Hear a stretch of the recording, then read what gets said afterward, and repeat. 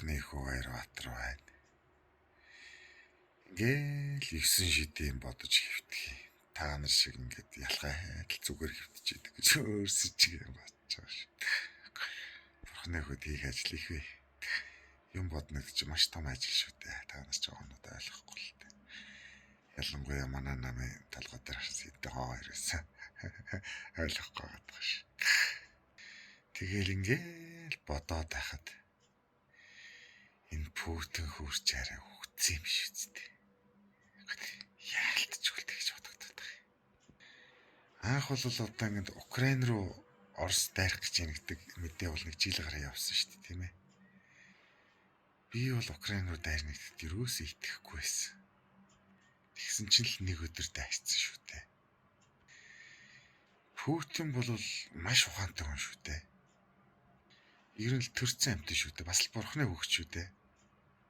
Яаж утсан ч тийм тэнэг шийдвэр гаргах хүн бол биш. Энэ хурж арай коронавирус ч юм ямар нэгэн байдлаар явцсан юм шүү дээ. Урлан тоглогч нь гарч ирсэн тэгээ ингээ солиорлоод байгаа юм шүү дээ. Даймаа хийгээд. Ерөөсөө л тэгж бодогдоод байгаа. Нэгт. Хоёрдугаарт за энэ дай эхэлсэн.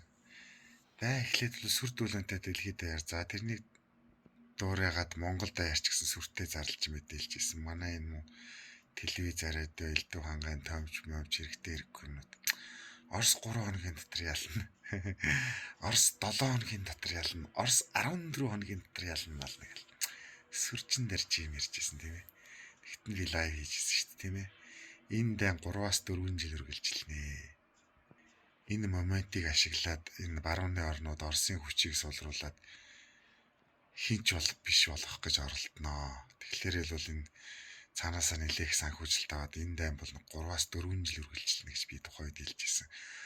Чи хэл усгүй гэж юугаа мэдтий ингээд намайг мөн ч их дарамжилж исэн да. Одоо тэгсэн чинь тэгээд харж байгаа хэлбэт тийм ээ. Тэгсэн чинь миний таамгаар бол 3-аас 4 жил үргэлжлээд энэ дайнд дуусах хэрэгтэй байхгүй. Тэгсэн чинь л одоо гитрийд болж өгдөг. 4 жил нь гитрчээд одоо дээрээс нь нэмээд 5 сар гитрий явж байгаа байхгүй. Одоо бас цаашаага бүр үргэлжлэхээр байна. Тэгэхээр л би гайхаад байгаа байхгүй. Тийм ээ. Яаж утсан ч энэ дайнд 4 жилээс цааш үргэлжлэх хүнс байхгүй. Путин бол тийм тэнэг хүн биш. Тэгэхээр л би энэ орлон тоглогч байгаад байгаа юм шүү дээ гэж бодогдоод байгаа юм бүр.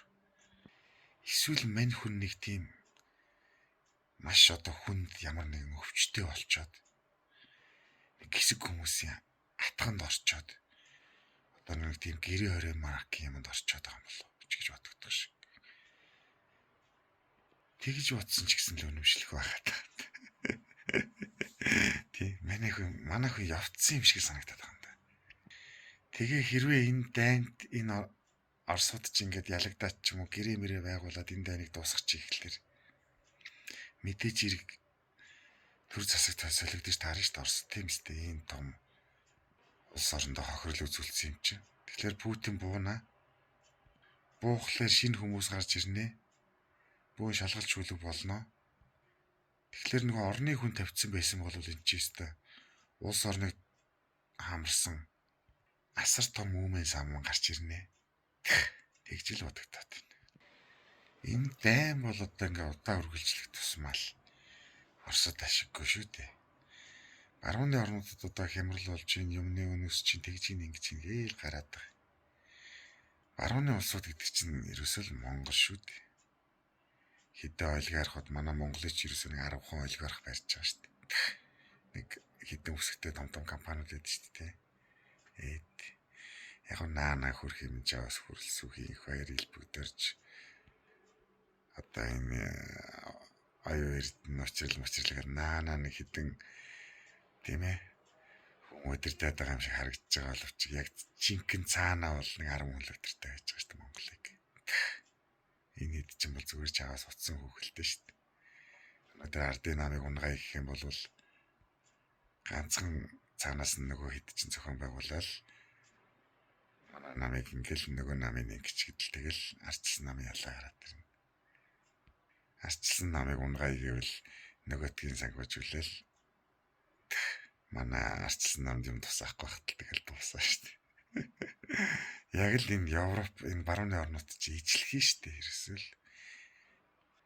Одоо энэ барууны орнуудыг чи ерөөсөө хідэн олигарх барьж идэг байхгүй цаана. Тэгээ энэ тэр олигархууд чинь захирагдахгүй нэг хитгэн газар байгаад шүү дээ тийм ээ. Орос, Хятад, Хойд Солонгос энэ төргээд сая энэ хөөх юм уу Венесуэл гэвэсэн чаваас хэрэглэгч байна гэсэн. Одоо захирагдахаас өөр аргагүй болсон. Тэгээ энэ Украины дайн чинь бол тэр хідэн олигархуудад бол мангар ашигтай юм байна. Тэдний хөрөнгө бол хэд нугарчж байгаа шүү дээ. Одоо энэ бензин шатгуунд тасалдж байгаа чинь энэ манай нөгөө хэдд бол бас ашигтай л тусч байгаа шүү дээ. Ер нь ямар ч хямрал гэж юм чинь заяа. Дайн самун гэж юм чинь ард түмэнд амар ашиггүй тусдаг байхгүй. Төр доктортой байгаад нийгэм доктортой байгаад байх юм бол олигархуудад ашиггүй. Эдийн засаг хямруул олигархуудад ашигтай. Дайн самун бол олигархуудад ашигтай. Хөрөнгө нь хэд 10 нугарчдаг байхгүй. Одоо ингээд жишээлбэл гэр оролын газар одоо тэрбум гэж шүү дээ. Хямрал болох юм бол энэ 10 сая болчих шүү дээ. Тэнгүүд чинь нөгөө мөнгөтэй хүмүүс чинь бүгдийн төгөө хөдөлтөд авчихна. Тэгэл эдний хөрөнгө 100 нугар шүү дээ. 10 нугар шүү дээ. Хямрал боллоо, борчууд, ядуучууд, ард түмэн хамаг юма байдгаа барина, тийм ээ? Юмаа хямдруулна, хоолтой онохын төлөө тэмцэн ш тийм үстэй. Тэгэнгүүт юм хямдраад ирэнгүүт чинь мөнгөтэй хүмүүс чинь нөгөөдгөө чинь мөнгөө хөдөлтөж аваад хөрөнгөө 10 20 100 болчихдог байхгүй. Тэгэхээр энэ Украины дайн гэж юм чинь бол тэр нөгөө дэлхийг захираад байгаа хэдэн олигархууд ч юм бол амар ашигтай тусч байгаа байхгүй. Өөрөөр хэлбэл энэ барууны орнууд чинь дайн хийгээд улмал баяжаад байгаа гэсэн үг.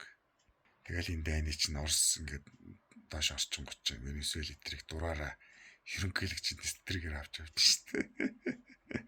Тэгэл тэр Венесуэлийн бүх баялагч Америкийн тэр нөгөө цаана байж байгаа олигархуудын халаас руу.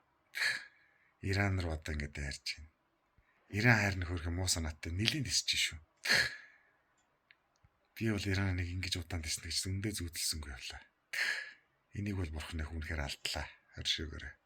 Тэгээ бас Ираныг дээрэмдэж авах гэж шүү дээ одоо. Тэгэх юм бол яах нь Америк ард түмэнд бол ямар ч ашиг байхгүй шүү дээ. Бензин тосных нь үн нэмэгдээл тий. Амьдрал ахуйн балраал. Тэр дээр сууж байгаа олигархуудад бол ашигтай байхгүй. Өөрсдийнх нь зарж байгаа юмны үн өсч байна нэгт. Хоёрт Иран, Венесуэл эдрийг эзлээд авчих юм бол яах нь хямдхан үнэгүй хүний эмийг дээр үед нэг манайхан явж дай хийж энэ хятадуудыг үнэгүй зөвлөмдөг байсан шиг юм болж байгаа ш цаана. Энэ хэдэн олигархууд улмал байчаал явж байгаа. Тэгэхээр би юу гэж хэлэх гээд байна гэхээр энэ дайн сунжрах тусмал яах нь барууны орнуудад л ашигтай.